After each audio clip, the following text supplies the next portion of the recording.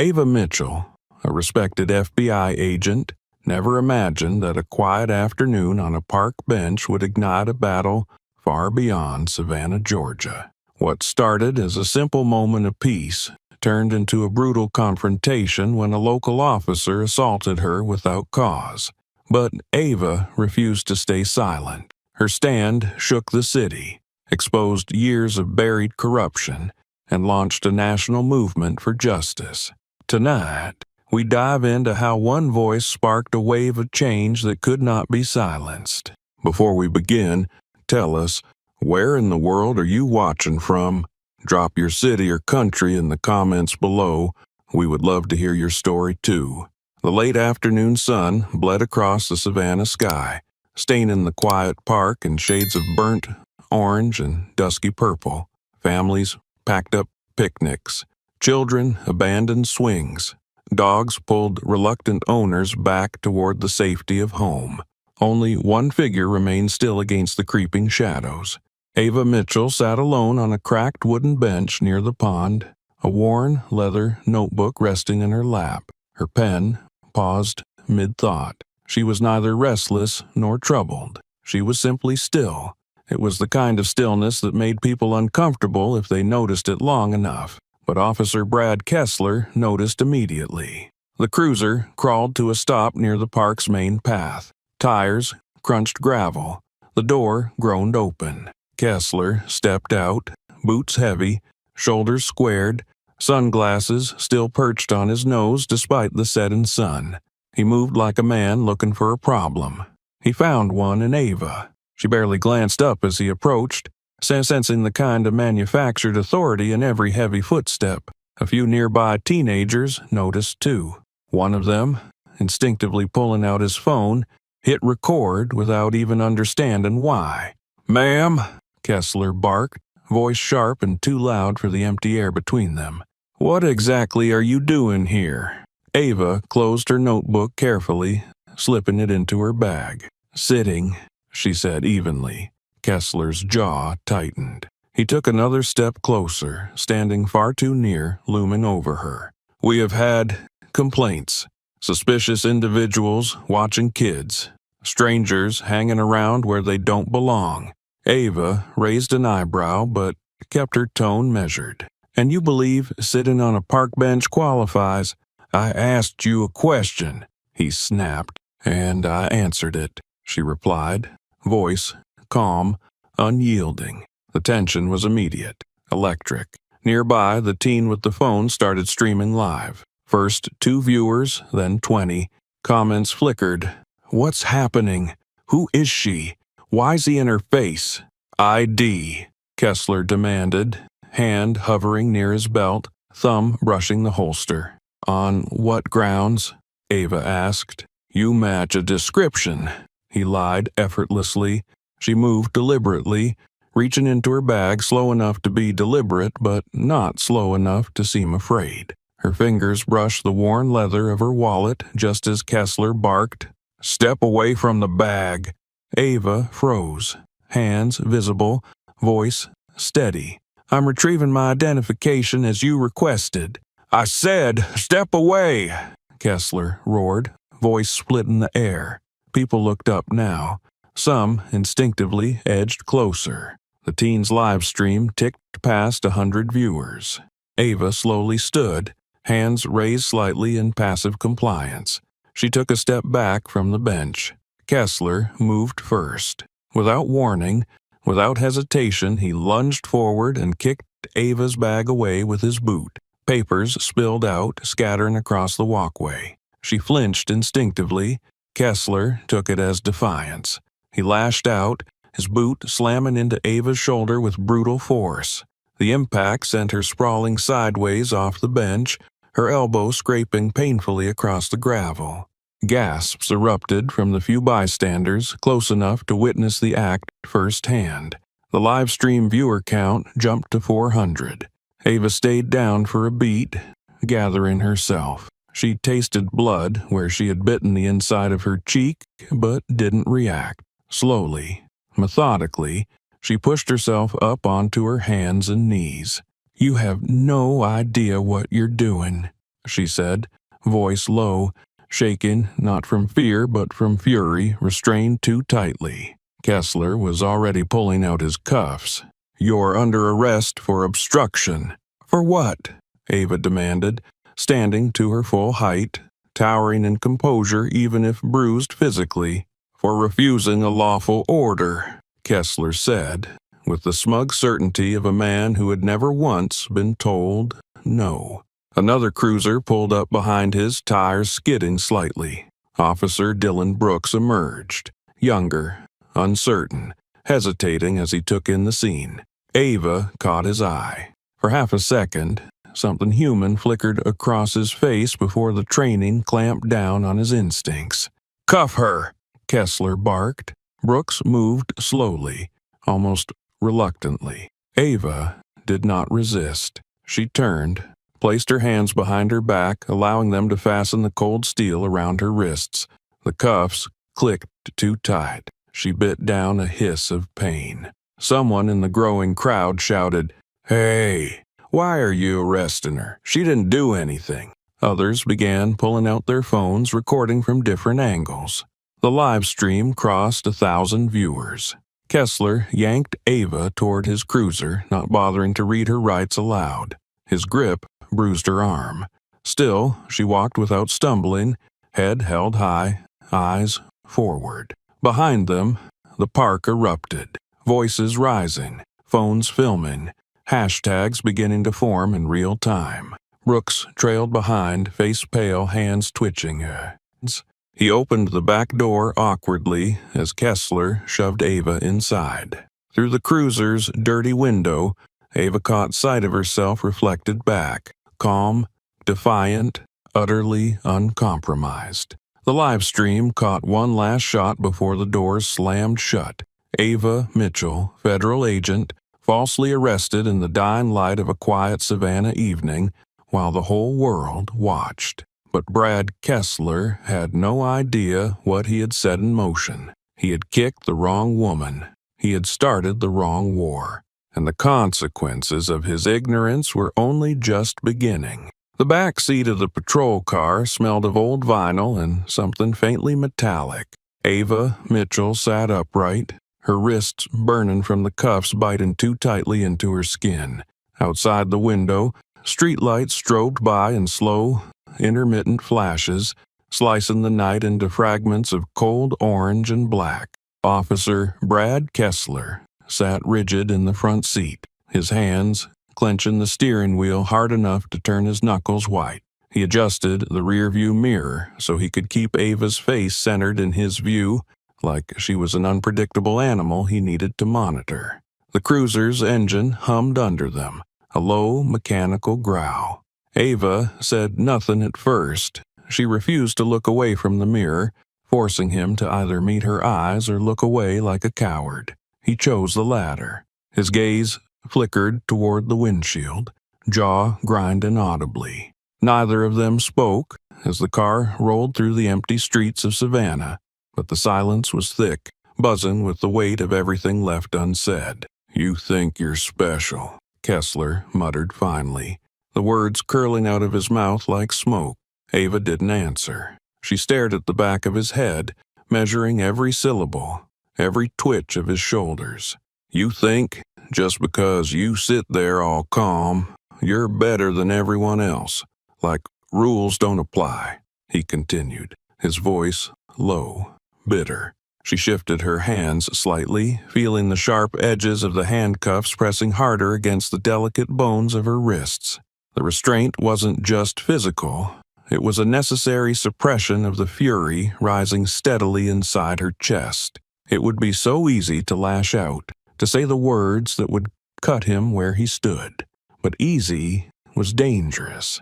Easy could cost her everything. "I followed your orders," Ava said, voice so level it was almost clinical.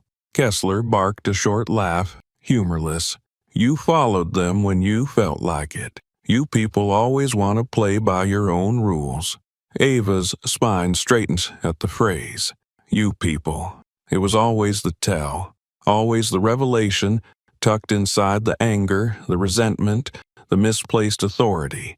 Her jaw tightened, but she kept her breathing steady. "You don't know anything about me," she said, each word a scalpel. Kessler grunted. "Don't have to. I've seen 1,000 of you before. Think the world owes you something just because you show up." Outside the cruiser, the streets thinned. The tall oaks of the city square disappeared behind them, replaced by darker, narrower streets. Streetlights were sparser here, pools of light floating like islands in a sea of shadow. Ava watched the progression of the city vanishing behind her, brick by brick. She wasn't being taken to the main precinct. That much was clear now. She was being removed from the cameras, from the curious eyes, from anyone who might ask uncomfortable questions. "Where are you taking me?" she asked, her voice still calm but carrying a sharper edge. Kessler smirked without turning. "Someplace quiet." Ava shifted her weight against the seat. Her cuffed wrist ached, but she refused to let him see her discomfort. She needed every ounce of focus now. Every second mattered. "You're making a mistake," she said. "No," Kessler replied casually. "I'm making an example." The cruiser jolted slightly as they turned off the main road onto an uneven side street. Gravel crackled under the tires. The few scattered houses here sat far back from the road, their windows dark, their porches empty. No witnesses, no live streams, no one to see what was about to happen. Ava's mind raced. She cataloged details automatically, like muscle memory. Street names, distances between turns, number of houses passed. She had done this before, under different circumstances, under official operations sanctioned by the Bureau. But tonight, she wasn't the agent in charge. She was the asset someone else wanted to disappear. "You're not scared enough," Kessler said, almost conversational. "Most people by now, they're begging." Ava's lips pressed into a thin line. She would not give him the satisfaction. "You're projecting," she said softly. He snorted. "Projecting what?" "Your fear." Kessler's jaw ticked again. That same involuntary twitch she'd noticed earlier. It was the first real crack in his facade, the first glimpse that behind all the bluster and control there was something small and weak, clinging desperately to the illusion of power. "You don't know a damn thing about me," he said, voice rising. "I know enough," Ava replied. "I know you think this uniform makes you invincible. I know you think the badge is a shield that justifies anything you do. I know you picked the wrong woman tonight." Kessler's hands tightened on the wheel again. For a brief moment, Ava thought he might pull over, drag her out into the dark street, finish what he had started in the park. But he didn't. He pressed harder on the gas instead, the cruiser surging forward like a beast smelling blood. Through the window, Ava caught a glimpse of a broken street sign. She committed it to memory. Every detail was ammunition. Every second she remained calm was another weapon he couldn't take from her. "You think you're going to turn this around on me?" Kessler said. "You think anybody's going to believe your story?" Ava leaned forward slightly, letting her cuffs clink against the metal divider. "They already do," she said, voice a razor. Kessler laughed, but it sounded forced, brittle. "You're just another mouthy woman making noise," he spat. "You're just another badge who forgot it means nothing without integrity," she shot back. The cruiser hit a pothole hard enough to rattle the frame. Kessler cursed under his breath, his nerves beginning to show in small, fraying edges. Ava sat back against the seat, wrists burning, shoulder throbbing where his boot had landed, but her mind razor sharp. This wasn't over. Not even close. She could feel the momentum shifting under them, a current pulling inexorably toward reckoning. And as the car veered onto an even darker road, deeper into isolation, Ava understood that worse things were waiting just ahead. The cruiser rolled to a stop beside a squat concrete building that looked forgotten by the rest of the city. The sign, bolted above the rusted metal door, read Savannah Substation 3. The paint peeling and barely legible under the flickering light. No civilians lingered nearby. No patrol units parked outside, no surveillance cameras blinked from the corners. It was the kind of place chosen for convenience, for secrecy, not for justice. Brad Kessler killed the engine with a quick twist of the key, then climbed out without a word. The door beside Ava popped open, and Kessler grabbed her by the elbow, hauling her roughly from the seat. She stumbled slightly, but caught herself before she could fall. The ground was uneven here, cracked asphalt pitted with decades of neglect. Ava scanned the surroundings swiftly, noting the exit points, the sight lines, the blind spots. Inside, the building was colder than the outside air. The fluorescent lights overhead buzzed faintly, casting everything in a washed-out pallor. The tiled floor was stained, the walls were a dirty off-white, and the place smelled faintly of old coffee and chemical cleaner. The front desk was unmanned. Beyond it stretched a narrow hallway lined with battered lockers and closed doors. There was no noise except for the echo of their footsteps. Kessler shoved Ava forward with more force than necessary. She didn't resist. She had already measured the risks. Compliance now was strategy, not surrender. Officer Dylan Brooks trailed a few steps behind them, visibly uncomfortable. His eyes darted to Ava, to Kessler, to the empty hallway ahead.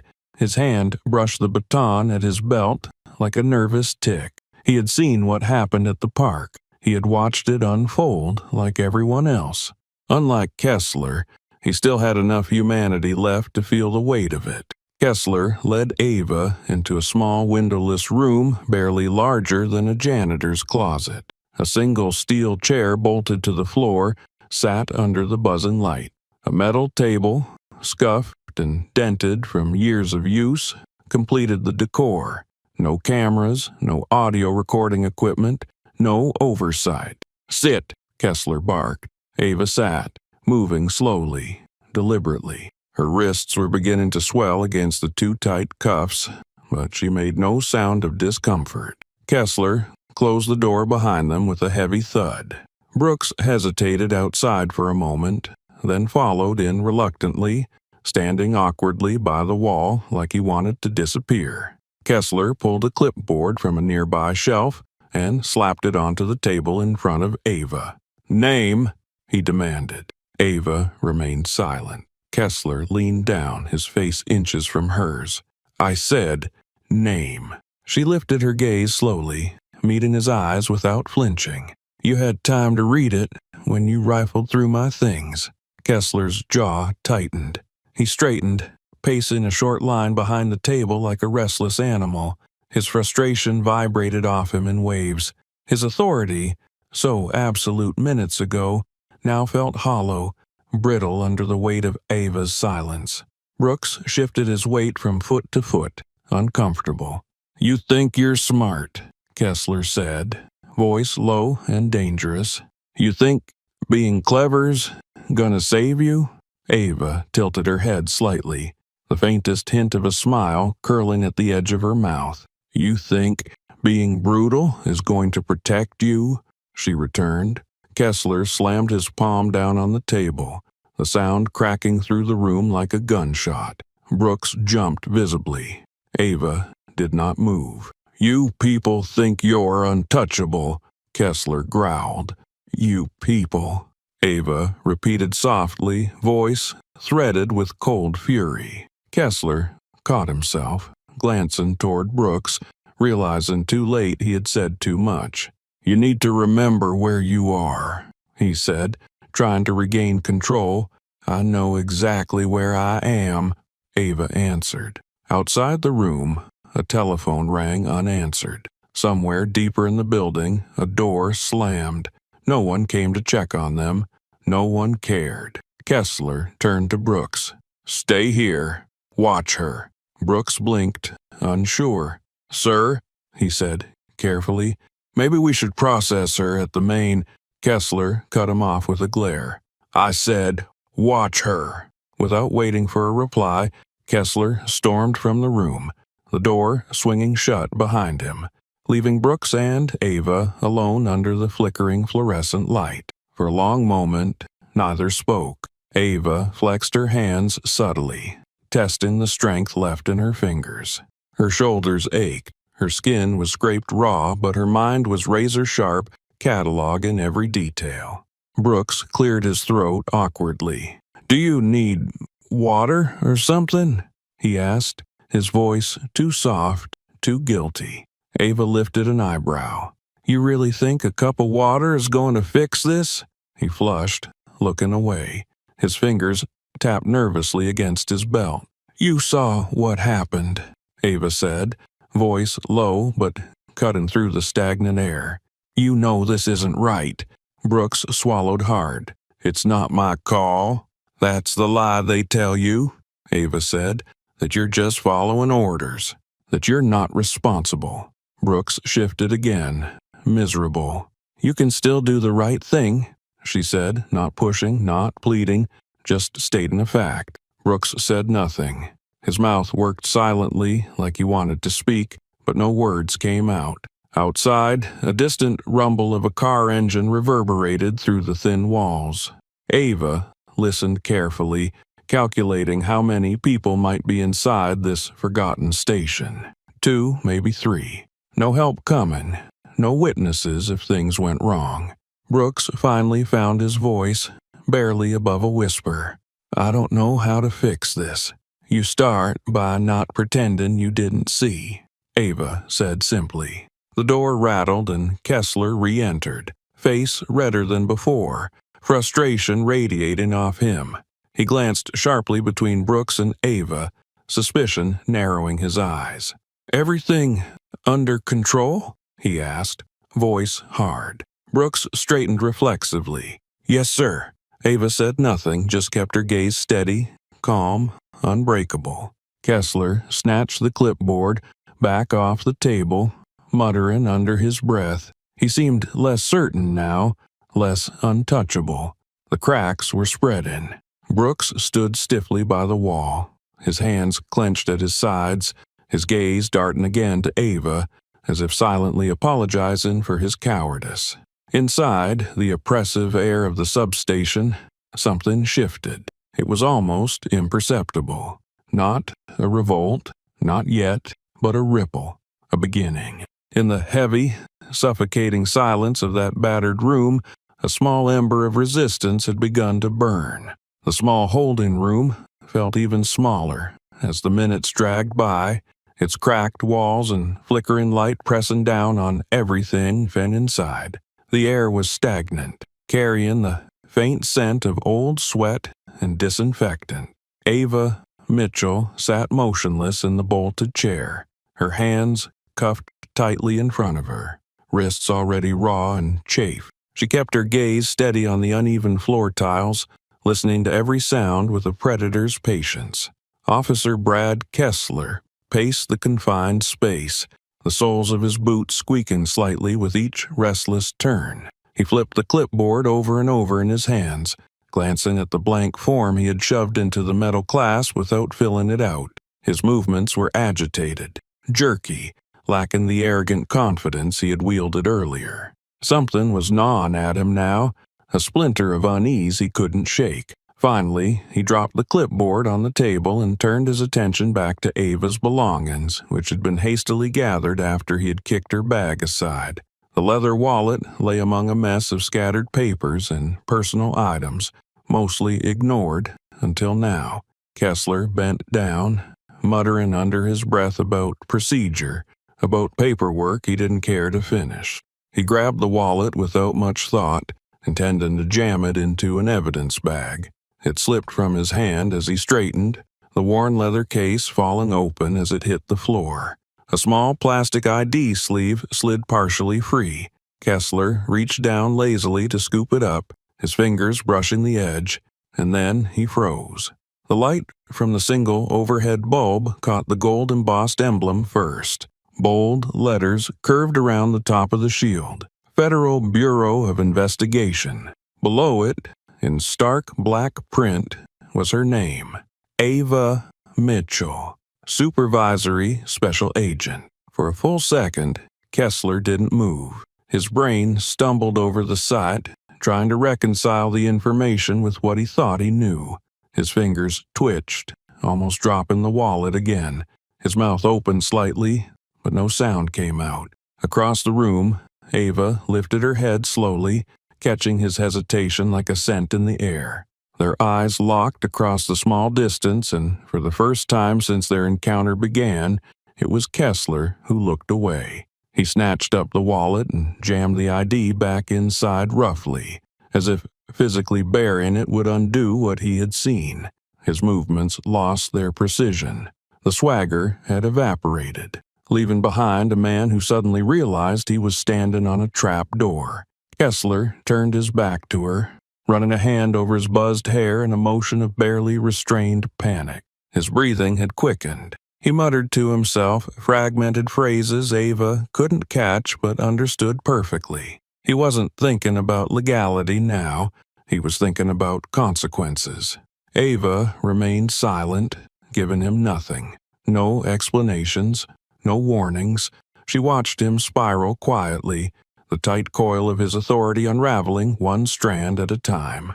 Kessler grabbed the clipboard again, flipping it open with unnecessary force. His hands trembled slightly as he fumbled for a pen. He scribbled something illegible across the top line, then stopped, the pen poised above the paper like he had forgotten how to write. The overhead light buzzed louder, flickering sporadically, casting the room into brief flashes of near darkness before sputtering back to life. The shadows danced across Kessler's face, highlighting the sweat beginning to bead on his forehead. Ava adjusted her posture in the chair, letting the clink of her cuffs echo faintly through the room. Kessler flinched at the sound, as if it reminded him that she wasn't some faceless civilian anymore. She was someone who carried more authority in one badge than he could muster in a lifetime of patrols and petty arrests. He spun back toward her, jaw tight, eyes wild with a cocktail of anger and fear. "You think that badge means you're untouchable?" he snapped, voice cracking slightly. Ava said nothing. She didn't have to. The badge spoke louder than any words could. Kessler paced again, faster now. His boots slapped the floor in sharp, frantic beats. He pulled out his radio, hesitated, thumb hovering over the call button. Contacting dispatch would mean acknowledging what he had done. Filing an incident report would mean putting his name beside hers in black and white, an association that could end his career, his pension, his carefully curated authority. He shoved the radio back onto his belt with a grunt of frustration. "Nobody knows you're here," he muttered, more to himself than to her. Ava tilted her head slightly, studying him like a scientist observing a specimen in the throes of self-destruction. "You're alone," Kessler continued, trying to convince himself as much as her. "Nobody saw anything." Another lie. Ava knew it. He knew it. The footage from the park was already circulating, multiplying, spreading like wildfire. Even if he silenced her here and now, it wouldn't stop what had already begun. But fear made men like Kessler stupid, and desperation made them reckless. Kessler banged his fist on the table, making the clipboard jump. "You think you're better than me," he shouted, voice raw. Ava's eyes didn't waver. "No," she said finally, voice low and steady. "I know I am." The words hit him harder than any blow. His face darkened. For a terrifying moment, Ava wondered if he might lash out physically, try to erase his mistake with brute force. But then he stepped back, shoving a hand through his hair again, his breathing ragged. He turned toward the door without another word, yanking it open so hard it slammed against the wall. He barked at Officer Dylan Brooks to stay put, his voice echoing harshly down the empty hallway. Brooks nodded stiffly, shooting a furtive glance at Ava as Kessler disappeared down the corridor. His expression was a strange mix of guilt and confusion, but Ava said nothing. Timing mattered more than words now. She leaned back against the cold metal of the chair, allowing herself one measured breath. Kessler had seen her badge. He had understood exactly what it meant, but he hadn't realized yet that the real consequences were not about titles or bureaucracy. They were about truth, and Kessler didn't know that the shock he felt now was merely the first shot in a war he had no hope of winning. The heavy door to the substation slammed shut behind Kessler, leaving Ava Mitchell alone with the stale air and the faint electric hum of the broken fluorescent light. Her muscles ached from the tension coiling through her body, but she remained perfectly still, biding her time. Outside, beyond the battered walls, the world had shifted. She could hear it in the rising murmur, the rhythm of footsteps gathering, the distant snap of camera shutters capturing history in real time. Ava knew the footage from the park had not been contained. It had traveled faster than Kessler's panic, faster than the official channels could suppress. By now, the public wasn't just aware. They were assembling. The front door of the substation creaked open. Voices spilled in, sharp, insistent, demanding. The sound of protest, the sound of collective outrage. The temperature inside the station dropped a few degrees, not from the weather, but from the sudden shift in power. A figure entered the hallway, heels clicking with unhurried precision. Captain Laura Simmons moved with a gravity that silenced even the officers clustered by the entrance. She was compact, sharp-eyed, and carried the weight of command like a blade she was prepared to use. Simmons walked past the gawkers without a glance, her gaze locked on the narrow hallway that led to the holding room. In her hand, she held a folded document, the preliminary suspension order she had signed herself the moment the footage crossed her desk. Officer Brad Kessler intercepted her halfway down the corridor, his face tight, jaw working furiously. His voice was low but desperate as he tried to explain, tried to justify, tried to salvage the wreckage he had created. Simmons did not break stride. "Stand down, Officer Kessler," she said coldly. "But, Captain," she resisted. "I said, stand down," Simmons repeated, voice slicing through the air. "Now." The gathered officers and administrative staff shifted uncomfortably, some retreating into the safety of doorways and corners, not wanting to be caught in the crossfire. Even Officer Dylan Brooks, still hovering by Ava's holding room, stepped back instinctively. Simmons pushed open the door to the room. Ava looked up, meeting her gaze without fear, without deference. Simmons paused for a split second, taking in the sight, the swollen wrist, the tight set of Ava's jaw, the unspoken fury burning in her eyes. She nodded once, curt and decisive. "Remove her cuffs," Simmons ordered. Kessler hesitated. His hand twitched toward his belt but stopped halfway. Simmons narrowed her eyes. "Now, officer." Slowly, reluctantly, Kessler approached Ava. His fingers fumbled with the key. The cuffs clicked open, falling into his palm with a heavy finality. Ava rubbed her wrists, the skin red and raw, but her posture remained unbowed. Simmons stepped between them, her back to Ava, her entire focus on Kessler. "Effective immediately. You are suspended without pay pending a full investigation," Simmons said, each word precise and deliberate. "Badge, weapon, now." Kessler opened his mouth as if to argue, but caught himself. The cameras outside were still rolling. The crowd outside was growing by the second. Every move he made now would be documented, dissected, broadcast. His hands shook as he unclipped his badge and holstered weapon, laying them carefully on the edge of the table like offerings to a god he no longer served. Simmons didn't soften. She motioned to two uniformed officers nearby. "Escort him outside." They stepped forward, flanking Kessler. He tensed for a moment as if considering resistance but thought better of it. He allowed himself to be led away, head bowed, his authority stripped clean in front of his peers. The hallway buzzed with low murmurs as the trio disappeared toward the front doors. Ava followed at a measured distance, Simmons at her side. Brooks lingered behind, his face pale, conflicted. The bright floodlights from news vans illuminated the station's entrance. Reporters shouted questions, microphones thrust toward the building like weapons. Protesters lined the sidewalks, holding hastily made signs. Some read justice for all, others simply bore Ava's image captured mid-fall from the park, her dignity assaulted but unbroken. When Kessler emerged, the crowd erupted. Boos, curses, accusations hurled through the night air. The officers leading him kept their faces blank, their grips firm.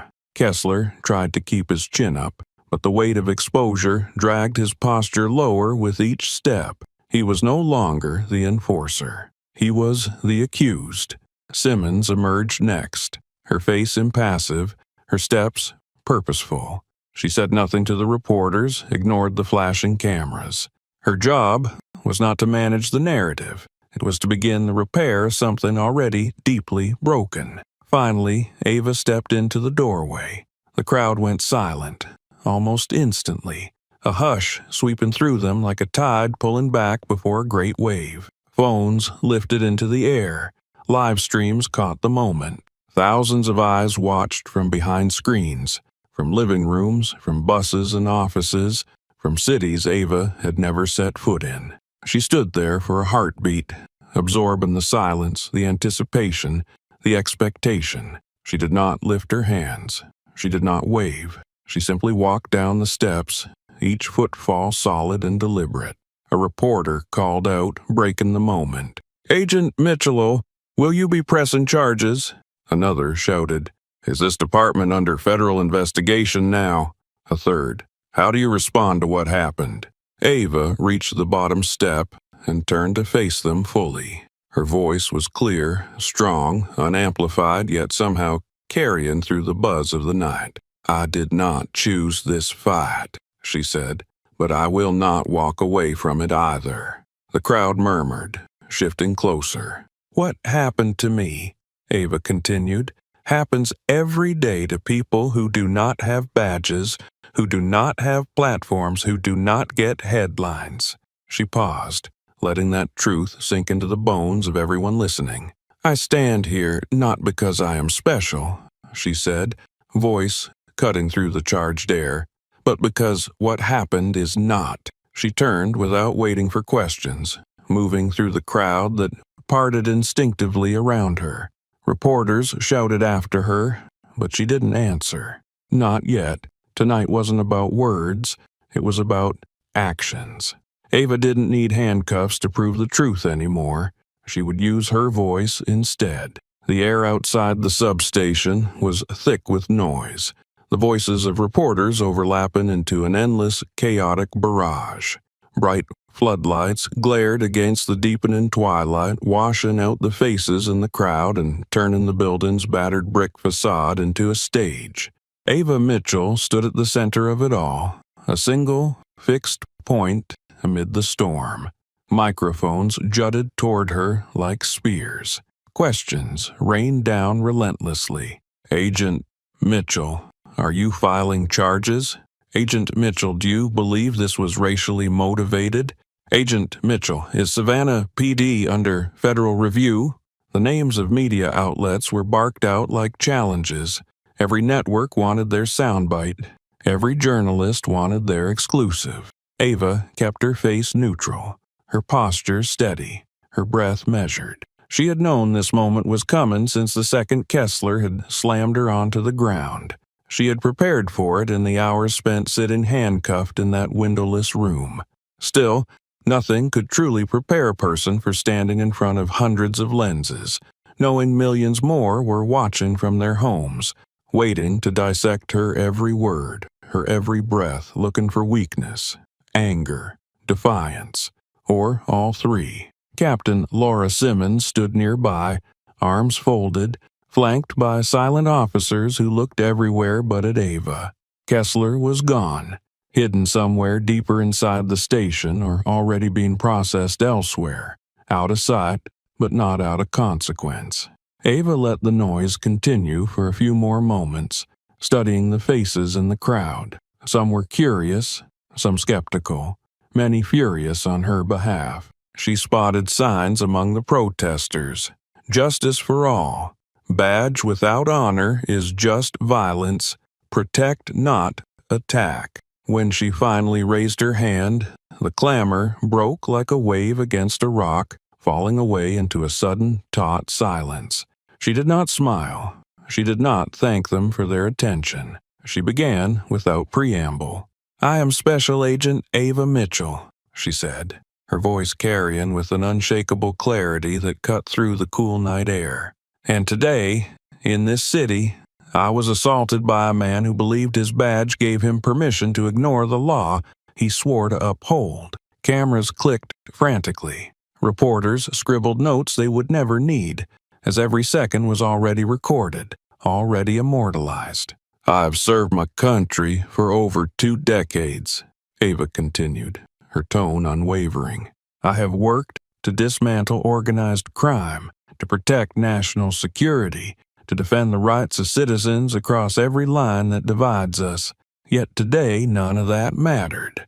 Not my record, not my service, not my humanity." A murmur rolled through the crowd, the uncomfortable shifting of a collective conscience waking from complacency. "Today," she said, pausing for half a beat to let the words sink deep, "I was seen as a threat because of the color of my skin and the place where I chose to sit." A protester shouted, "We see you, Ava." A ripple of agreement swept through the gathered crowd, louder this time, no longer passive. Ava waited for it to settle before she spoke again. "This is not about one officer," she said, scanning the faces before her. "It is about a system that allowed him to believe he would never be held accountable.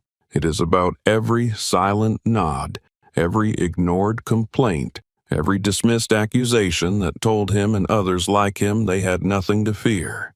She let the silence stretch then, forcing everyone to sit with the weight of the truth she was laying bare. "I am fortunate," Ava said. "I have resources. I have a platform. But what about those who do not? What about the ones who are silenced before they are even heard?" There was no shouting now, no questions, only the raw, collective attention of a city and a country forced to confront its reflection. "I stand here today not just for myself," she concluded, voice firm, "but for every person who has been made small by fear, every voice muted by injustice, every life disrupted or destroyed because someone thought power was a shield against accountability." She lowered her hand then, signaling the end of her statement. She would not take questions. She would not be dragged into a performance for the cameras. The reporters called after her anyway, a desperate, frantic attempt to prolong the moment. "Agent Mitchell, will there be federal charges? Agent Mitchell, are you filing a civil rights lawsuit? Agent Mitchell, do you plan to run for office?" She ignored them all, turning her back to the chaos. Captain Simmons fell into step beside her without a word. Protesters chanted her name now, the rhythm of it rising and falling like a heartbeat. As Ava reached the curb where her unmarked bureau car was parked, she caught her reflection in the passenger window. It wasn't the bruises that surprised her. It was the steadiness in her own gaze.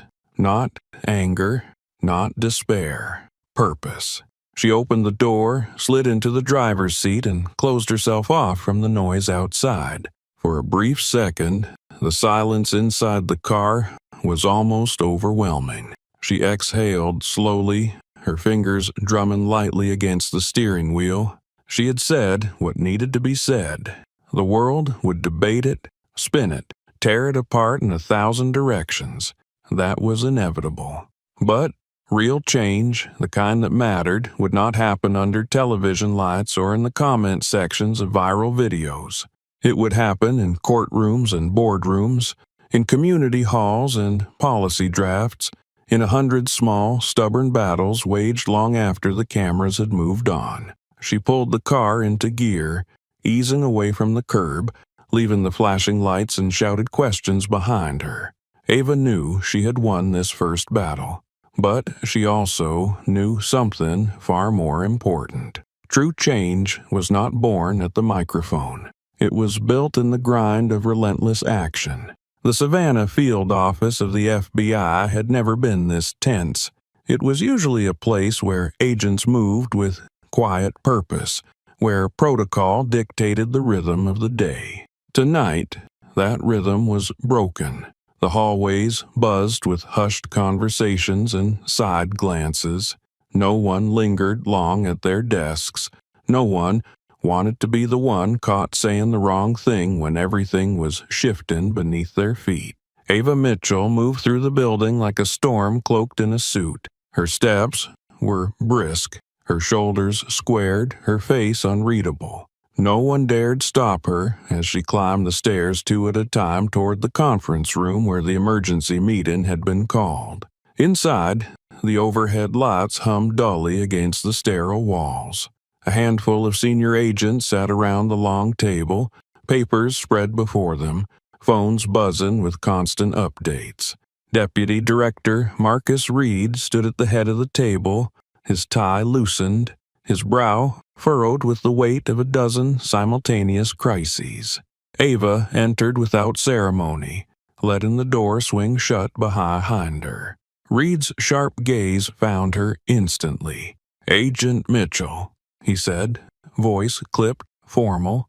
"Deputy Director," she replied, just as cold.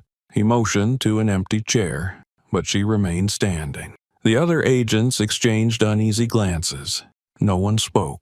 Reed straightened his posture. "We are in the middle of a Category 5 media firestorm," he began. "Your incident has already generated 3 official inquiries. 1 from the Department of Justice, 1 from Civil Rights, and 1 internal." Ava folded her arms. "Good. Maybe they'll actually find something worth fixing." Reed's jaw tightened, but he kept his voice level. "This is bigger than you, Ava. Bigger than 1 arrest. Savannah PD is under scrutiny now. The mayor's office is panicking. The governor's already on the line with headquarters." "I'm aware," she said, unmoved. He set both hands flat on the table. "What we need right now is for you to maintain discipline. No unsanctioned statements. No independent action. We manage this by the book." Ava stepped closer to the table, her presence looming larger than her frame should have allowed. "You want this by the book?" she said, voice dropping lower.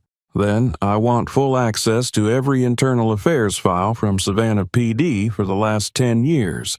Every misconduct report, every civil complaint, every dismissal, and every cover-up." Murmurs stirred at the table. One agent shifted uncomfortably in his chair. Another pretended to study a file that wasn't even open. Reed's expression hardened. "That's not your mandate." "It is now," Ava said, without blinking. "You want discipline? Give me the tools to hold them accountable. You want control? Then show the public we're not protecting corruption." He hesitated, a flicker of uncertainty passing across his face. Reed had spent his career mastering the art of political survival. He knew when an unstoppable force was sitting across from him. "If we give you that kind of access," he said carefully, "there's no way to contain it once it leaks." "It won't leak," Ava said. "It will be released, officially, transparently. If you want this storm to die, the public needs to see we're not afraid of the truth." Someone at the table cleared their throat, nervous. Another agent muttered under his breath. Reed ignored them all, his full attention locked on Ava. "You understand what you're asking for," he said. "I do," she answered. "You understand what it could expose." "That's the point," Ava said. The silence that followed was thick enough to choke on. Reed tapped his fingers against the edge of the table, thinking, calculating. Finally, he spoke. "You'll have conditional access," he said, "starting tomorrow, directly overseen by Internal Affairs." Ava shook her head. "No, unfettered access. No edits, no oversight. You either trust me to do this right, or you don't."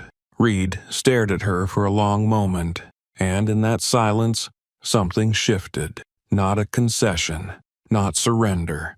A recognition that whatever forces had been keeping the walls upright were beginning to fail. One crack at a time. He exhaled through his nose, heavy and resigned. "Fine," he said. "You'll have what you need." The agents around the table shifted again, this time as if they had felt the ground move beneath them.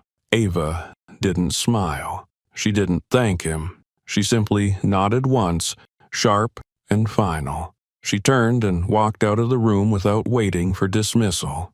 In the hallway, the air tasted different. Not freer, not yet, but sharper, like the atmosphere before a storm finally breaks open. Agents watched her pass, some with admiration, others with unease.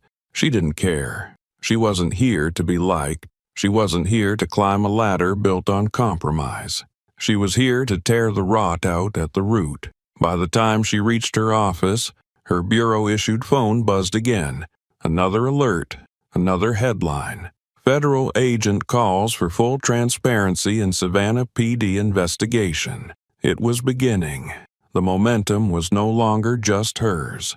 It was a wave, growing, pulling everything in its path toward reckoning.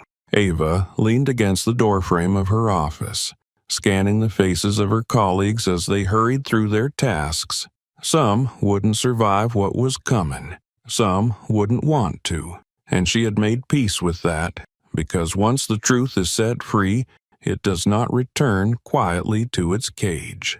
The night pressed heavy against the city, the streets half swallowed by shadows, the occasional wail of sirens slicing through the otherwise dead silence.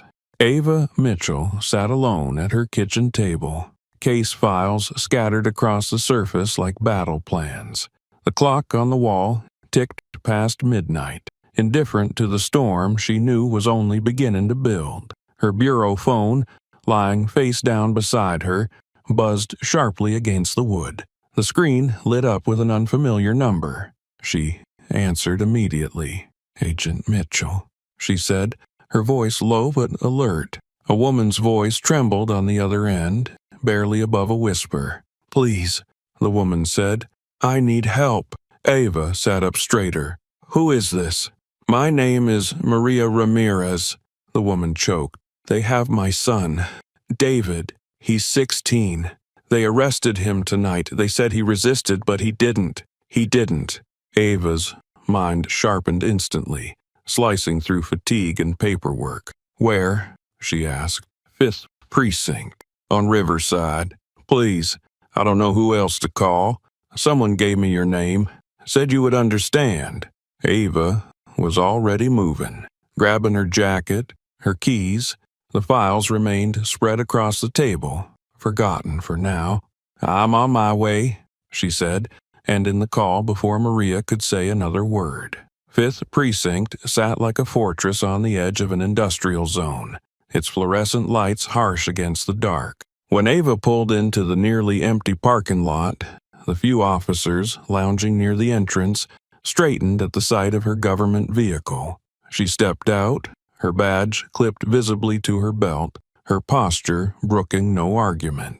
Inside, the desk sergeant barely looked up from his computer until she approached the counter.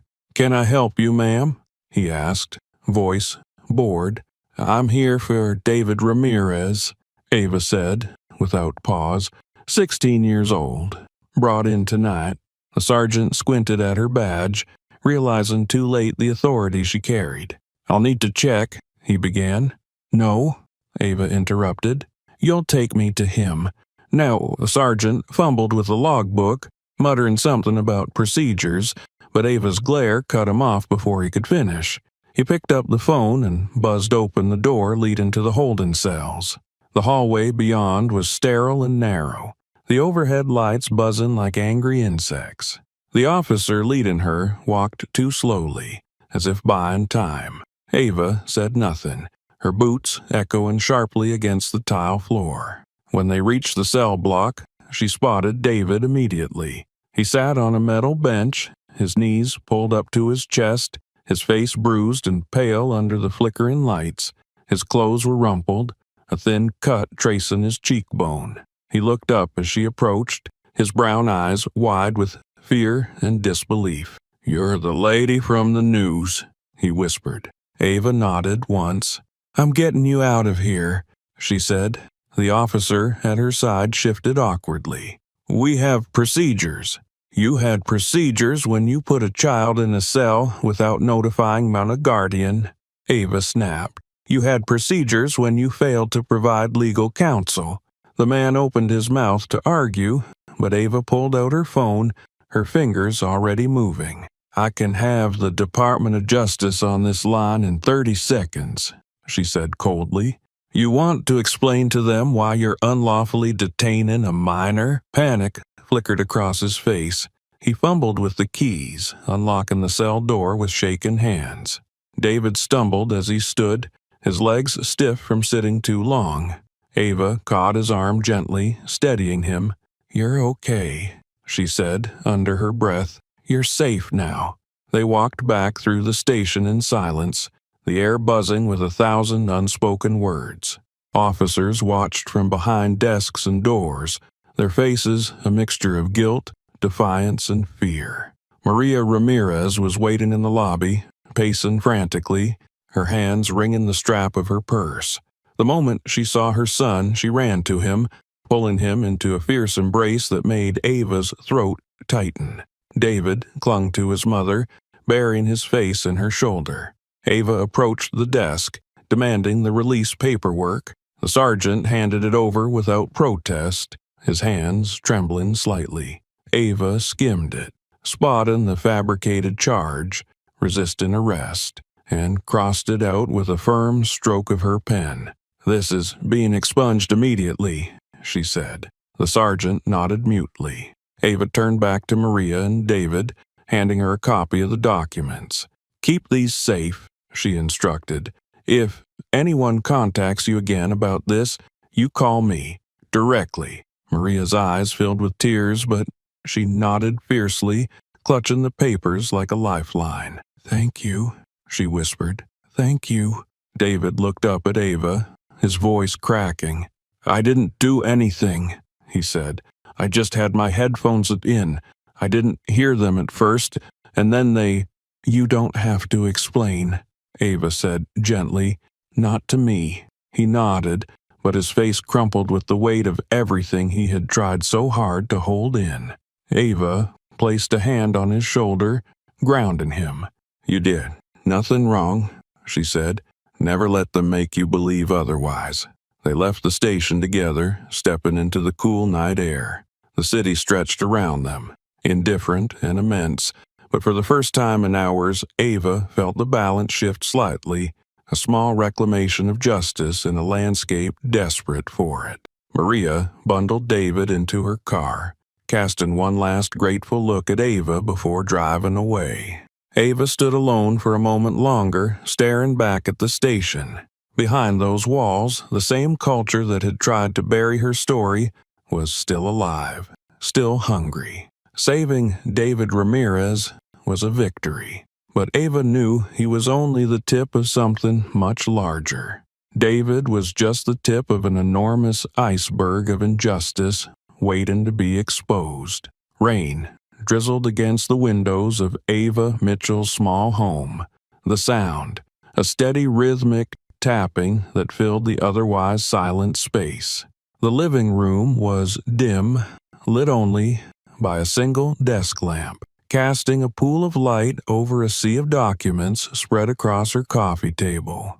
Ava sat cross-legged on the floor, methodically flipping through the files. She had demanded access to internal affairs reports, civil complaints, anonymous tips, all marked with stamps of closure, dismissal, insufficient evidence. She leaned closer, her pen scratching notes along the margins of a legal pad. Patterns were emerging, ugly and undeniable. Same precincts, same handful of names, same language used to dismiss victims and silence complaints. A soft knock came at the door. Ava's hand moved instinctively toward her belt, though she was off duty and unarmed at home. She stood carefully, crossing the room with quiet steps, peering through the peephole. Officer Dylan Brooks stood outside, his jacket soaked from the rain, his face pale and tight. He glanced nervously over his shoulder, as if expecting to be followed. Ava unlocked the door and opened it just enough to block his view inside. "You're brave," she said flatly. "Or stupid." Brooks shifted his weight, shivering slightly. "I have something you need to see," he said, voice low. Ava hesitated for a second longer before stepping aside. He entered quickly, dripping water onto the hardwood floor. She closed the door behind him, locking it with a soft click. Brooks pulled a thin manila folder from inside his jacket, the edges slightly damp. He handed it to her without a word. Ava opened it carefully. Inside were photocopies of disciplinary records, internal complaints that had never made it to formal review, witness statements that had been buried under administrative notes. Like officer testimony, inconsistent but no further action recommended. Her eyes skimmed rapidly, recognizing some of the names. Officers she had already flagged, incidents that matched citizen reports she had read hours earlier. "Where did you get these?" she asked, voice even. Brooks wiped his wet hands on his jeans before answering. "Locker room gossip," he said. "Things that got passed around but never officially filed. And I made copies. I kept them. I thought someday I might need them. Why bring them to me now?" Ava pressed. Brooks swallowed hard. "Because after what happened to you," he said, "and what almost happened to that kid, I can't pretend anymore." Ava studied him carefully. He looked younger than he had at the station, stripped of the uniform's illusion of authority, just a man trying to dig himself out of a pit he had helped maintain by standing silent too long. "You're risking your career," she said. Brooks gave a short, humorless laugh. "It's not a career if it's built on lies." Ava closed the folder, holding it tightly. "This isn't just about Kessler," she said. Brooks shook his head. "It never was." He shifted, glancing toward the window as if expecting a cruiser to appear out of the darkness. "I know there are more files," he said quickly. "Stuff kept off the official system, physical records, old complaints, paperwork nobody scanned into the database." Ava's mind worked fast. If the department had been hiding misconduct that carefully, they knew exposure was inevitable now.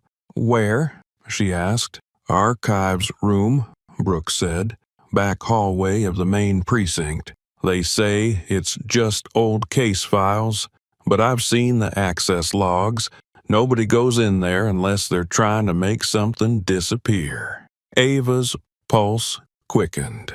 A secret archive hidden in plain sight could be the key to bringing the whole rotten structure down. Brooks shifted again, more uncertain now. "I don't know how much time you have," he said. "Word's spreading. People are cleaning house."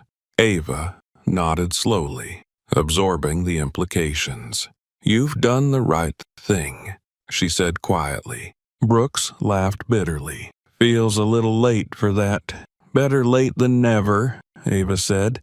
"But this doesn't end with one folder." He looked at her, the fear in his eyes, edged with something else now, relief. "I'll do what I can," he said. "But if they find out I talked to you—" "They won't," Ava cut him off. "Not yet." Brooks nodded, pulling his hood up before slipping back out into the rain. Ava watched him disappear down the street, the wet pavement swallowing his silhouette. She closed the door and locked it again, the folder still clutched in her hand. Crossing back to the coffee table, she laid it beside the others, adding another piece to the growing mosaic of corruption and complicity. She picked up her pen and began to work again, her mind sharpening around a single, unshakable truth. Silence had once been their greatest ally, but now it would become their most damning evidence. The file archive was buried in the oldest wing of the Savannah field office, a place few agents had reason to visit and even fewer wanted to. The hallway leading to it was narrow, its walls lined with cracked paint and bulletin boards layered in forgotten notices. At the far end, a heavy steel door waited, its hinges stiff from disuse. Ava Mitchell punched in the access code she had been granted after hours of relentless negotiation. The lock clicked open with a reluctant groan. Inside, the air was stale and thick with dust. Rows of metal filing cabinets stretched into the dimness, lit only by a few overhead lights that buzzed weakly, casting long shadows across the concrete floor. Ava stepped inside, her boots stirring up little clouds of dust with each step. The door swung shut behind her with a heavy thud, sealing her inside the forgotten heart of the Bureau's history. She moved methodically, tracing her gloved fingers along the drawer labels. Some were so faded they were barely legible. Closed cases, internal reviews, administrative. She found the drawer marked complaints and pulled it open with a metallic screech. The folders inside were packed so tightly that Ava had to wedge her hand between them to pull one free. She flipped through it quickly. Excessive force. No action taken. Another. Racial profiling. No discipline recommended. Another. Unlawful search and seizure. Reprimand but no formal charge. The pattern was immediate, glaring and sickening. She set the folders down and pulled another drawer open. More of the same. Different names, different dates, but the language was identical. The same vague phrases crafted to absolve, to deflect, to silence. Deeper into the rows, Ava found a locked cabinet tucked into a corner, almost invisible behind a broken shelving unit. It was marked simply, restricted. She tried the handle. Locked. Glancing over her shoulder once, she pulled a set of lock picks from her jacket pocket. It took her less than a minute to crack the primitive lock. The door creaked open, revealing a stack of manila envelopes, thicker and heavier than anything she had seen so far. She pulled one out and opened it carefully. Inside were photographs, grainy, time-stamped, but clear enough to make her stomach knot. Officers, some still active, others now retired, caught on camera during violent arrests, questionable stops, incidents that had never seen public light. Attached were memos from internal affairs, stamped confidential, outlining justifications so thin they were almost insulting. Another envelope held a list, names, dates, precincts, a map of corruption so sprawling it took Ava a moment to grasp the full extent. Officers who had been shuffled between departments after complaints, not fired. Supervisors who had quashed reports before they could reach public records. A few names she recognized from recent headlines. Others she had only seen buried deep inside administrative rosters. It was a system, not a series of mistakes, not a few bad actors. A system. Ava sat down heavily on a nearby chair, one hand pressed against her forehead. The weight of it settled on her chest, a sickening pressure. This was not just Savannah's problem. This was deeper, older. An inheritance of rot passed quietly from hand to hand, generation to generation. She picked up another folder, thumbing through pages that documented how certain officers had been rewarded promotions after high-profile use-of-force incidents were buried. Another showed budget bonuses tied to crime suppression. a term so broad it became a shield for abuses of every kind. Ava's pen scratched furiously across her notepad. Dates, names, links. She diagrammed the network as she uncovered it, seeing for the first time how the threads connected. It wasn't just officers. It was supervisors, union reps, city officials. The architecture of silence was complex, intentional, and self-sustaining. She worked quickly but carefully, photographing key documents with her secured bureau-issued device, noting locations where physical copies would need to be pulled for evidence later. Her fingers worked steadily, but her heart hammered against her ribs. The deeper she dug, the clearer it became. The arrests like hers were not accidents. They were symptoms. Outcomes produced by a machine designed to protect itself at any cost. By the time she reached the bottom drawer, the fluorescent lights overhead were flickering, struggling to stay alive. Ava pulled the final folder, marked simply Internal Memorandums, and opened it. The first page was a memo signed by a name she recognized, a former chief of police, now a respected consultant on national policing policies. The memo detailed an unofficial recommendation system, code words, red flags masked in harmless language, to sideline officers who tried to report misconduct while promoting those who stayed silent. She set the paper down slowly, letting the enormity of it fill her. This wasn't a collection of isolated injustices. It was a blueprint. Ava stood, gathering the documents she needed. Her mind worked with cold precision. Chain of custody, documentation, strategy. If she wanted to tear this down, it couldn't be done in rage. It had to be done in relentless, surgical truth. She reached the door and paused, one hand on the frame, glancing back at the dim rows of cabinets. So many lives buried in those drawers, so many voices silenced. Not anymore. If Ava wanted to change the game, she would have to be willing to shatter the entire board. The federal courthouse loomed against the morning sky, its stone facade stark and unyielding. A thick crowd had already gathered outside, clustering around the steps like a living tide. News vans lined the street, satellite dishes pointed skyward. Reporters with microphones clutched in gloved hands, huddled under umbrellas, narrating the day's unfolding drama live to the nation. Inside, the atmosphere was electric, buzzing with anticipation and tension. The courtroom itself, a cavernous space paneled in dark oak, was packed wall to wall. The public gallery overflowed with spectators. Some faces were familiar. Local activists, off-duty officers, concerned citizens, but many were strangers drawn here by the gravity of what was about to happen. At the defense table sat Officer Brad Kessler, flanked by his attorneys. Gone was the cocky swagger. His hands were clasped tightly in his lap, knuckles white, his face pale beneath the harsh courtroom lights. He wore a simple gray suit, but no tailoring could hide the tremor in his shoulders, the way his eyes darted toward the exits. Across the aisle, Ava Mitchell sat with her legal team, back straight, expression carved from stone. She wore a plain navy dress suit, her FBI badge resting in her bag, unnecessary now. The world knew who she was. They had seen the footage, had read the statements, had filled the streets demanding answers. Judge Ellis, a stern woman with decades of experience on the bench, entered the room. The bailiff called everyone to rise. The scrape of chairs and the shuffle of feet filled the air before falling into a hush as the judge took her seat. The trial began swiftly.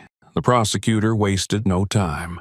Exhibits were introduced: the body cam footage, civilian videos from the park, witness testimonies from those who had stood helpless as Ava was assaulted and arrested. Every angle, every detail meticulously laid bare for the court to see. The jury watched in silence as the videos played. They saw Ava, sitting quietly on the bench.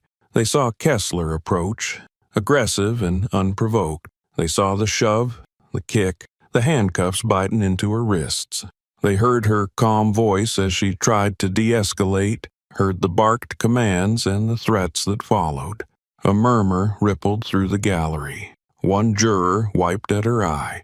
Another clenched his jaw so tightly the muscles twitched visibly. Kessler's defense team tried to argue procedural confusion, claimed he had acted on training, that he had reason to suspect a threat, but every word rang hollow in the courtroom soaked with visible truth. And then it was Ava's turn. She rose from her chair, stepping to the witness stand with the kind of calm that only came from living through worse than what could be said. She raised her hand, swore her oath, and sat.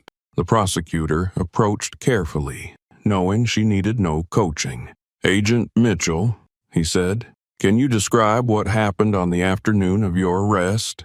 Ava spoke clearly, her voice steady.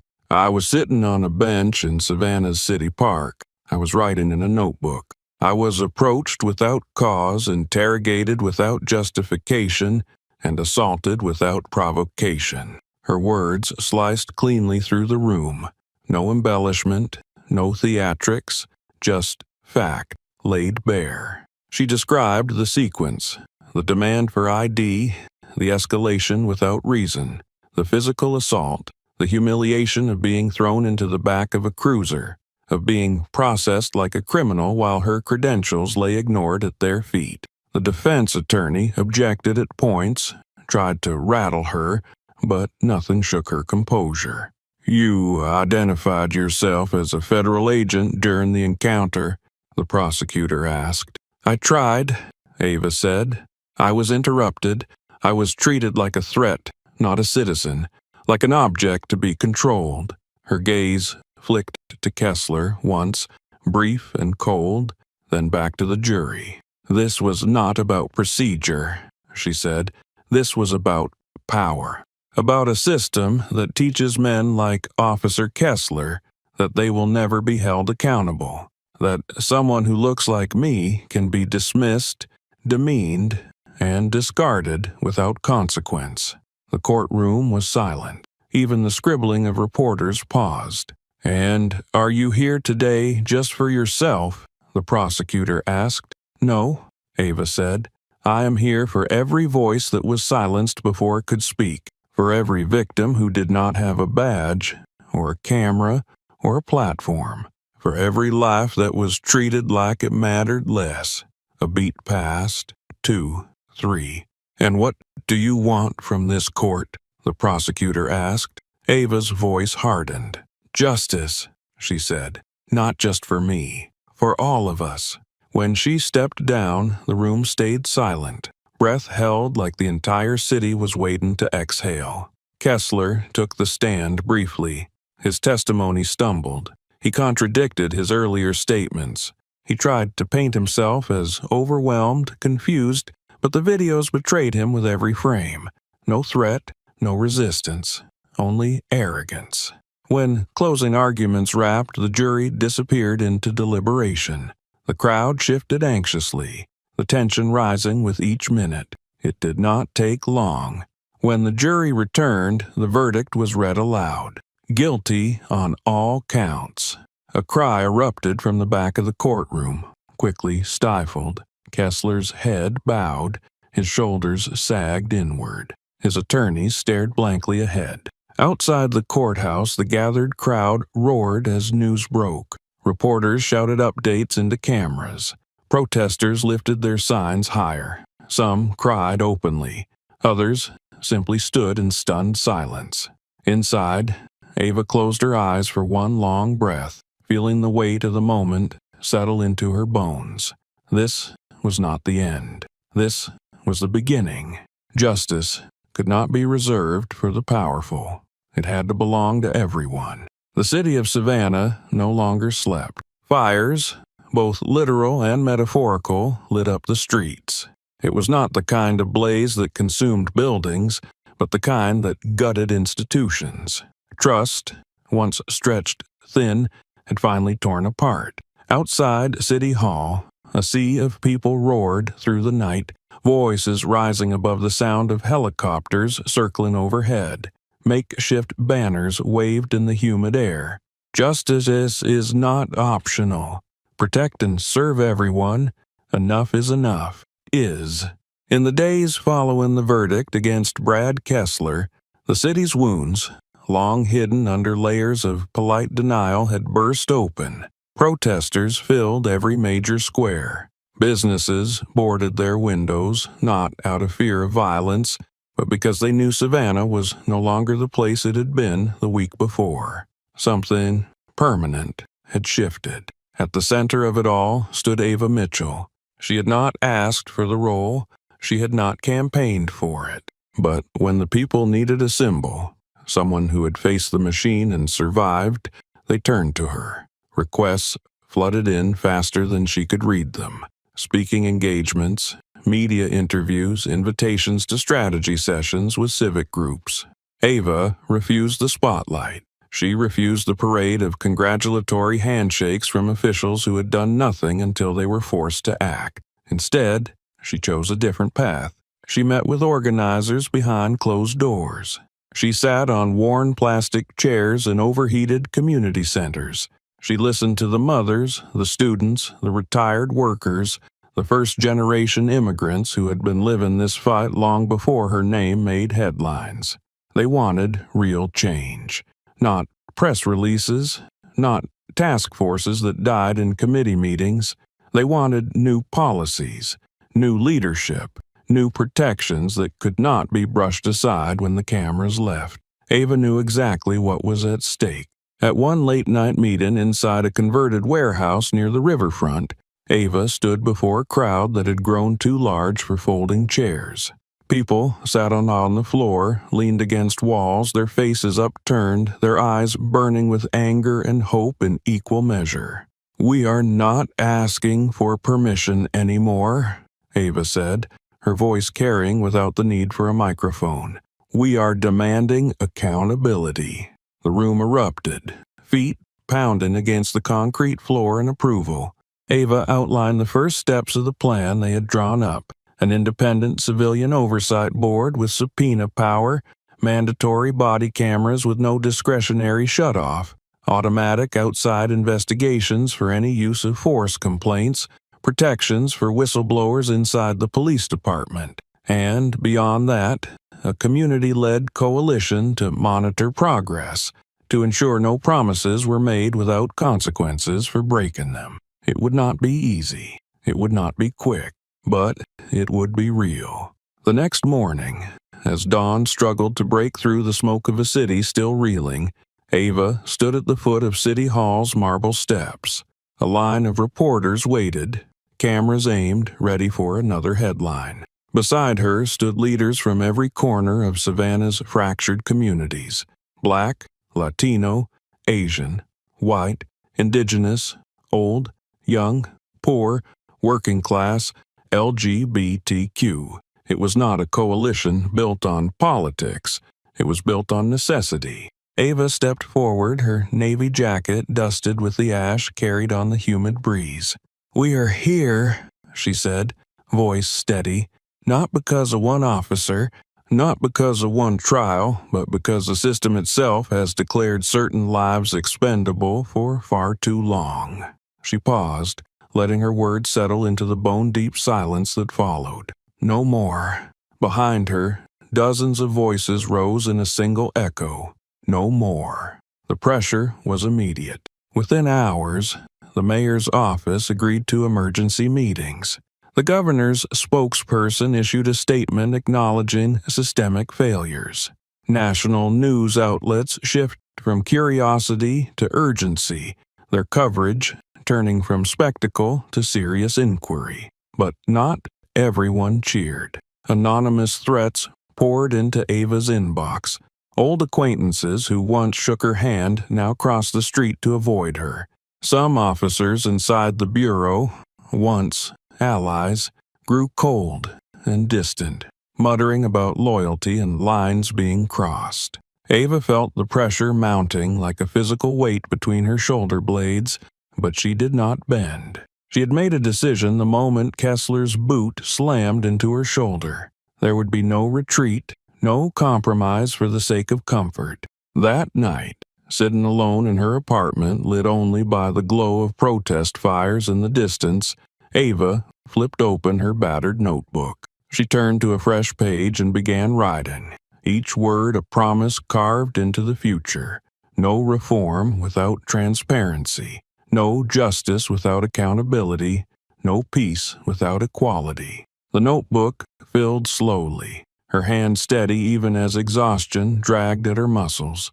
Outside, the chants grew louder, a chorus that refused to be silenced. They were no longer just marching for her. They were marching for every David Ramirez, every unseen face that had once sat alone in a cell with no one to call, no one to believe them. The system had underestimated the cost of breaking one woman's silence. Now, that silence had become a roar. As she capped her pen and closed the notebook, Ava's phone buzzed again. Another meeting, another strategy session, another invitation to stand at the front of the next march. She slipped on her jacket, brushed the ash from her sleeves, and stepped into the hallway. The world was watching now, and Ava knew she no longer had the right to step back. The Department of Justice building in Washington, D.C. loomed like a fortress of marble and glass, its columns austere against the clouded afternoon sky. Inside, the temperature was cooler, the air carrying the faint scent of polished wood and old paper. The corridors were a maze of security checkpoints, silent guards, and knowing glances. It was a place where every step mattered, where every conversation shifted the course of policy for millions. Ava Mitchell moved with measured purpose through the main hall, a visitor badge clipped to her lapel. Her heels echoed softly against the tiled floor as she followed a young aide past portraits of former attorneys general, past bronze plaques commemorating battles fought in courtrooms long before this day. The aide led her into a small, windowless conference room deep within the building. Around the oval table sat half a dozen officials, their expressions a blend of authority, calculation, and something Ava had not seen from men and women in their position for a long time: respect. Deputy Attorney General Claire Vance sat at the head of the table, a woman known for her sharp mind and sharper instincts. Beside her was Thomas Greer, head of the Civil Rights Division, and two senior advisors whose names Ava only recognized from headlines. They rose when she entered, a small but unmistakable signal. "Agent Mitchell," Vance said, extending her hand. "Thank you for coming." Ava shook it, her grip firm, her face neutral. "Please, have a seat," Vance said. Ava did, folding her hands neatly in front of her. She knew the weight of this moment, knew she was no longer just here as a witness or a survivor. She was here because she had forced a conversation too large for even Washington to ignore. Vance wasted no time. "You have changed the narrative," she said. "Not just in Savannah, nationwide. You've exposed systemic failures that we can no longer sidestep." Ava said nothing. She knew better than to interrupt when power was laying its cards on the table. Greer leaned forward. "We are prepared to establish a new oversight body," he said, "a National Civil Rights Monitoring Task Force, independent, with federal authority to investigate local and state agencies when patterns of abuse are identified." He pushed a leather-bound folder toward her.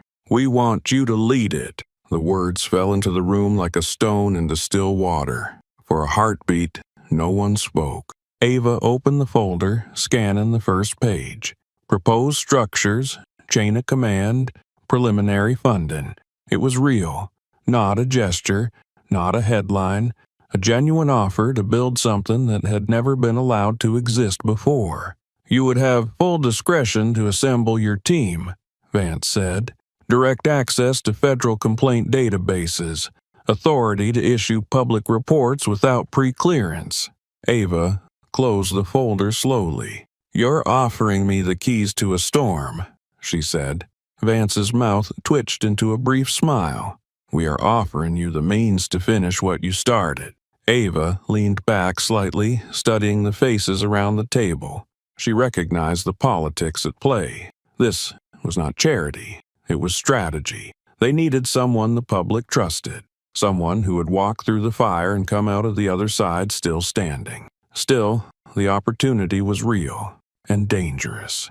"What's the catch?" Ava asked. Greer answered without hesitation. "You will have enemies, from police unions, from politicians, from within our own ranks. They will fight you. They will try to discredit you. They will try to bury your investigations before they see daylight."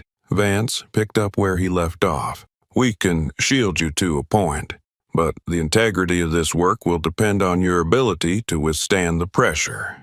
Ava tapped her fingers lightly against the table. "And if I say no, someone else will lead it," Vance said. "But you know the stakes better than anyone. And frankly, we believe you are the only one with the credibility to make it survive its first year." Ava stared at the folder in front of her. She thought of Savannah's streets lit with protest fires, of David Ramirez's bruised face, of the names buried in case files that never made it past internal reviews. She thought of the nights spent alone in her apartment, wondering if anything would ever really change. She closed her eyes for a moment, breathing in deeply. Opening them again, she met Vance's gaze without flinching. "I will consider it," she said. Vance nodded, as if she had expected that answer. "You have 72 hours, she said. "After that, we announce the task force, with or without you." Ava stood, tucking the folder under her arm. As she exited the room, the buzz of fluorescent lights hummed overhead, the muted pulse of a building built to withstand storms of every kind. Outside, the sky had darkened further. The city streets glistened with recent rain, the monuments glowing in the evening light. Ava walked slowly, the decision heavy in her chest but her steps sure. She had fought so long just to be heard. Now they wanted her to be the voice for millions. But before she could step into that new battlefield, before she could take the weight of a nation's broken trust onto her shoulders, there was something she needed to do. She needed to go back to where it had all started. The park looked smaller now, quieter. The world outside was still burning with debates, investigations, and the slow, grinding machinery of change. But here, beneath the wide Georgia sky, the air held a fragile peace. Ava Mitchell walked alone down the familiar gravel path, her steps slow, deliberate, each footfall a reminder of how far she had come and how much farther there still was to go. The pond stretched out ahead of her, the water perfectly still, reflecting the sky in a seamless sheet of silver and blue. A pair of ducks drifted lazily across the surface, leaving soft ripples in their wake. The old bench sat exactly where it had that day, its paint peeling, the wood weathered and splintered. It looked insignificant, a piece of forgotten furniture tucked between towering oaks and whispering reeds. Ava approached it with the kind of reverence usually reserved for battlefields or gravestones. She brushed the dust from the seat and lowered herself slowly, feeling the roughness of the wood through the fabric of her slacks. She placed her notebook on her lap and sat for a moment in silence, letting the stillness settle around her like a second skin. The air smelled of fresh grass and the faint brine of the nearby river. Children laughed faintly in the distance, their voices carried by the breeze. Life had moved forward without asking permission, without waiting for her or for anyone else to catch up. Ava opened the notebook, the same battered one she had carried that day, the pages now creased and worn from weeks of relentless use. She flipped past lists of reforms, transcripts of meetings, notes from late-night strategy sessions, past the anger, past the exhaustion. She stopped on a fresh page. At the top, she wrote a single line, "From silence, we build beacons." The words settled into the paper, firm and final.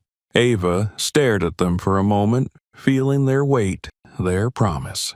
The bench creaked slightly beneath her as she shifted, the sound grounding her even as her mind stretched outward toward what still needed to be done. She thought of David Ramirez and his tentative smile when he realized he was no longer invisible. She thought of Maria clutching her son like a lifeline, of Officer Brooks standing at the precipice between complicity and courage, of the protesters who had filled Savannah's streets not with violence, but with songs of defiance.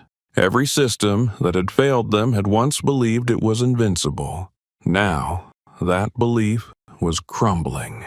Ava set her pen to paper again, sketching out the skeleton of a plan not just for Savannah but for any city that dared to hope for more.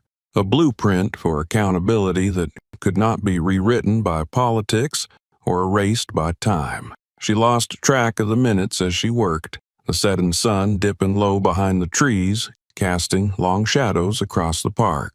Every so often, passers-by glanced in her direction, some with recognition, others with curiosity. None approached. It was as if the bench itself had become sacred ground, a quiet monument to everything that had been broken and everything that had begun to heal. When she finished writing, Ava closed the notebook gently and held it in both hands, resting it against her chest. She remembered what it had felt like to sit here before, small, targeted, alone. But she was not alone anymore. The ripples she had set in motion had become waves. The cries for justice were not whispers lost in the wind. They were thunder rolling across the nation. And it had started here. Not in a courtroom, not at a podium. Here, on a forgotten bench by a still pond under a heavy sky. Ava stood, slipping the notebook back into her bag. She ran her hand lightly across the top of the bench, a silent vow carved into the touch. This place would not be remembered for the violence done to her. It would be remembered for what rose afterward, a movement, a reckoning, a light. She turned and began to walk away, her steps firm, her back straight. She did not look over her shoulder. She did not need to. The park would remain. The bench would remain. And somewhere, someday, someone else would sit here, feeling lost, feeling small, and no, they were not. Because Ava had sat here first, and she had written a new beginning. The city skyline stretched before her, the buildings catching the last light of the day, glowing like the edges of something freshly forged. She reached the main road and paused, watching as a group of teenagers marched past, handmade signs in their arms, their faces bright with the kind of stubborn hope that no institution could kill. One girl, no older than 16, caught Ava's eye. She lifted her sign higher. Be the change. Ava smiled, a rare, genuine curve of her lips. Where they had once tried to silence her, now 1,000 voices carried forward. Where they had once tried to erase her, now 1,000 footsteps thundered in her place. The city was no longer waiting for permission to change. It was already happening, and it would not stop. Not now, not ever. Where they tried to drown her, Ava would build a lighthouse for those who came after. The community hall glowed under warm lights as people from every walk of life crowded inside, faces expectant, hopeful. Ava Mitchell stood at the front, her voice calm but powerful as she spoke not of her own journey, but of theirs, the collective strength rising from small stubborn dreams. She called David Ramirez forward, the boy who once sat bruised and silenced in a jail cell. Now, with trembling hands but steady eyes, he declared his dream to become a lawyer, to fight for those no one else would. Applause swelled, not just for David, but for the idea that their voices too mattered. Ava lifted her battered notebook, her words slicing through the quiet. Light only matters when it is shared. That night, as the city lights of Savannah blinked below, Ava sat by the window of a plane bound for Washington. In her hands was a new folder, the seal of the Department of Justice pressed into its cover. Inside, the confirmation Ava Mitchell, director of the National Civil Rights Oversight Task Force. She hadn't sought power, but she was ready to wield it. Below her, Savannah looked small, but its spirit burned fiercely, unstoppable. Ava pressed her hand lightly against the glass, feeling the weight of every name, every face, every fight yet to come. She knew the road ahead would be brutal. Resistance would come from all sides. But she also knew the truth. Once people had seen the light, they would not unsee it. Once they had spoken, they would not fall silent again. Ava Mitchell's journey reminds us that change does not begin in courtrooms or headlines. It begins when ordinary people refuse to stay silent. If her story moved you, what would you stand up for in your own community? Let us know in the comments below. And if you believe in stories that spark real change, make sure to like this video, share it with someone who needs to hear it, and subscribe to our channel for more powerful stories that are just getting started.